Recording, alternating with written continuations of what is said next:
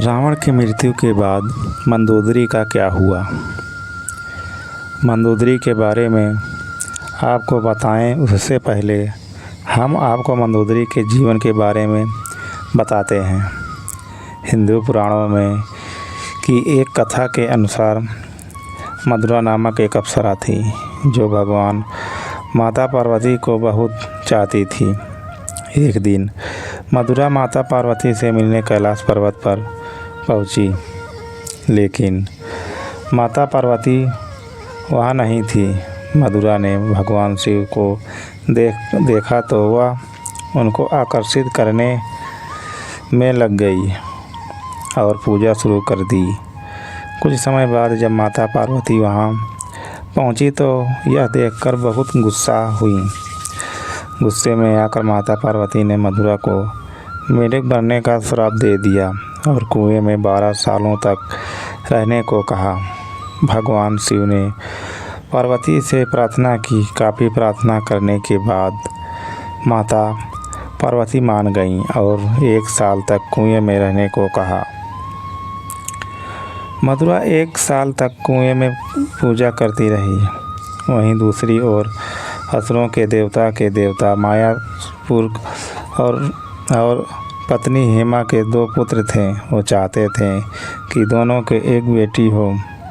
बेटी के लिए दोनों कई सालों तक कठोर तपस्या कर रहे थे। इसी दौरान 1 साल बाद मधुरा कुएं में असली रूप में आ गई और मदद के लिए पुकारने लगी।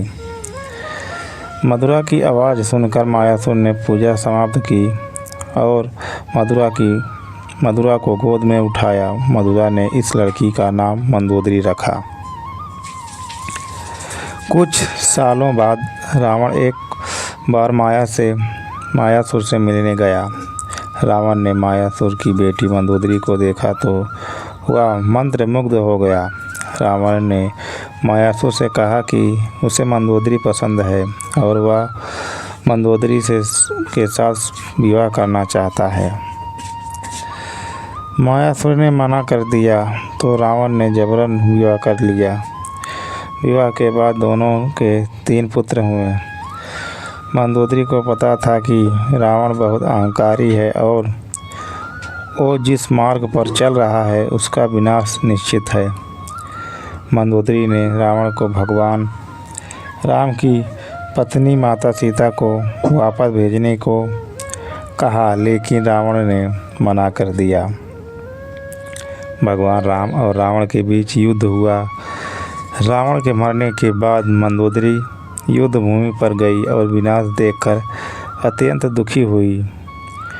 भगवान राम ने लंका का राजपाट विभीषण को सौंप दिया।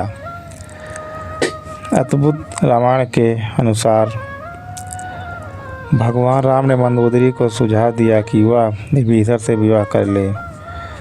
भगवान राम ने कहा कि वो अब भी लंका की महारानी है। ये कहकर भगवान राम वापस अयोध्या लौट गए। कहा जाता है कि उसके बाद मंदोदरी ने खुद को महल में कैद कर लिया। काफ़ी समय तक मंदोदरी ने किसी से संपर्क नहीं रखा। काफ़ी लंबे समय के बाद वह पुनः अपने महल से निकली और विभीषण से शादी करने को तैयार हुई। जय श्री राम।